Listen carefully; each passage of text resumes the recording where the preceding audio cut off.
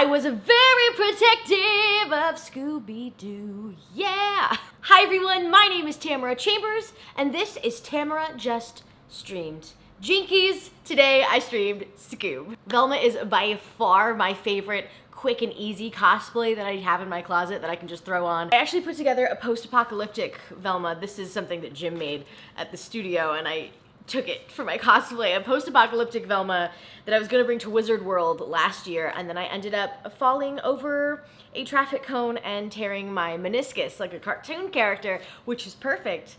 So I wasn't able to do it. So I grew up watching Scooby-Doo. I loved it so much. I've seen every episode of like the OG cartoon, to the point where I said this on Twitch the other day. Follow us at twitch.tv/channelawesome. I said this the other day that Cartoon Network, when they introduced Courage the Cowardly Dog, had this like phone-in poll that you could vote for Scooby-Doo or Courage the Cowardly Dog, which is the better scary dog cartoon. And I was so upset about it. I was like, it's clearly Scooby-Doo. Scooby-Doo is everything. No new dog content allowed. Even though I actually love Courage the Cowardly Dog. But I was very protective of Scooby-Doo, yeah! So I called him like a billion times. I was like, Scooby, Scooby, Scooby, Scooby, Scooby. Pretty sure Courage won. I have been excited to watch this, and there was something sad about not going to a theater to see it, obviously, but I was really excited to curl up in my home, have some popcorn. I actually had spicy ramen, I didn't have popcorn, but it was still just delicious and comforting, and I just had such a good time. I knew I was gonna love it, but just 10 out of 10. This is gonna be a really quick video. Honestly, it's just to show off my Velma cosplay. Jinkies, jinkies, zoinks. Because it was super cute, super delightful, and it was really lovely to revisit these characters. The story, very cute. A little on the nose at points and a little cheesy in like a feel-good cheesy way. A little like, okay, we've seen this story a billion times. They're friends, and then, you know, something makes them drift apart, and then at the end they're friends again. But in that, it was super cute, and I think it was a valid retelling of that story that we've seen quite a few times, but still, incredibly cute. I guess I just didn't realize how easy it was gonna be to jump back in with these characters, how much I wanted deep in my soul a new Scooby-Doo movie, and it was really wholesome, really sweet, and really kind, and I loved it a lot. I spent the first 10 minutes just yelling, oh,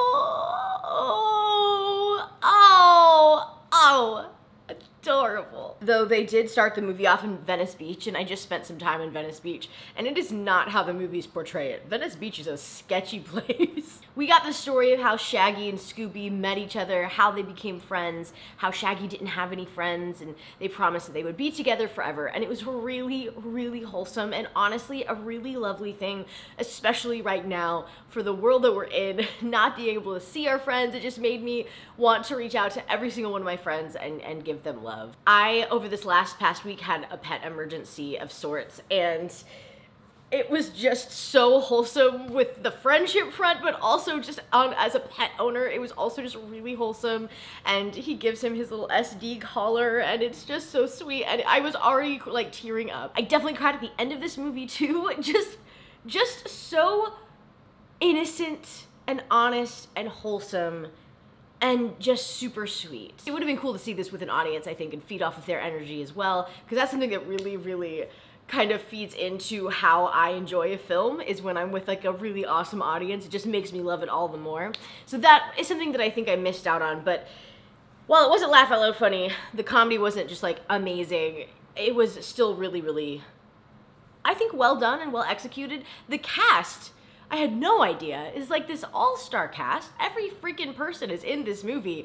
I found that out while watching it. I was like, that sounds like Zac Efron. Guess what, folks? It's Zac Efron. I love that that means star-studded to me. They got Zac. He was in High School Musical. We're soaring, we're flying. There's not a star in heaven that we can't reach if we're trying.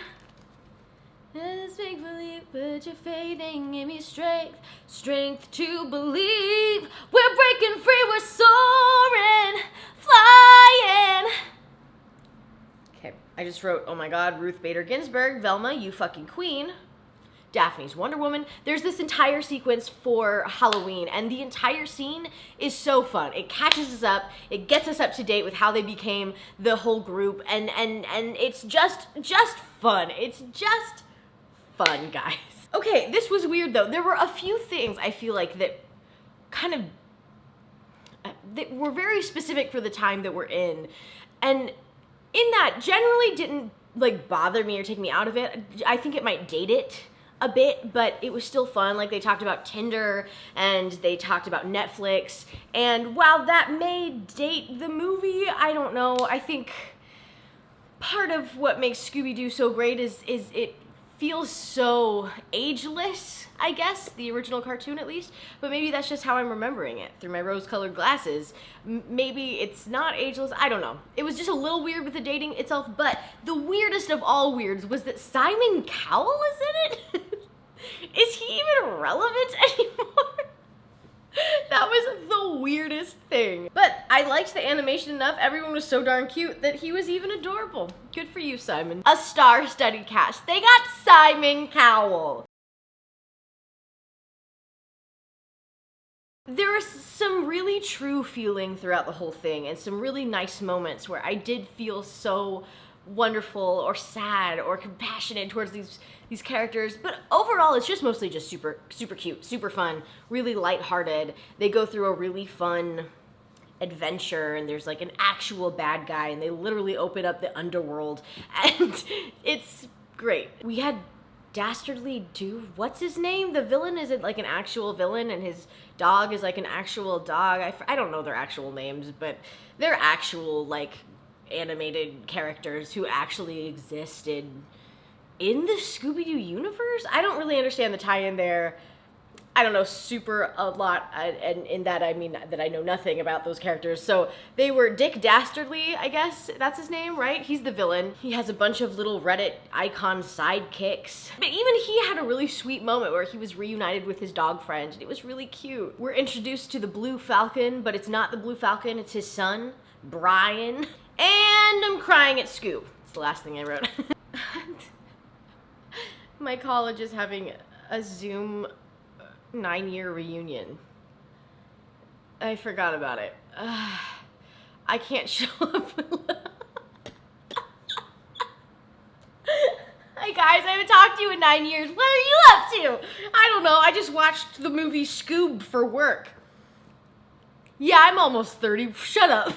Anyways, it was a great oh my god. It was a great movie. I do really think that this is worth your time and your money. It's fun, it's silly, and it's really easy to watch right now. It's not like high stakes, which is just, I don't know. I don't know about you guys. It's been a rough week. You know what I mean?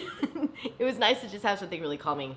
And then it was nice to put on makeup and a wig and pretend that I'm smart for 2.5 seconds. Thank you so much for watching. Let me know what you think I should watch next week. I don't have any idea. I've already done all the fun ones. Cats, and Sonic, and, oh, Frozen 2. Yep, sure. I don't know. What else is there, really? Thank you for watching. I will see you all next week. Bye! I can't see a goddamn thing without my glasses. We're soaring, we're flying. There's not a star in heaven that we can't reach. If we're trying,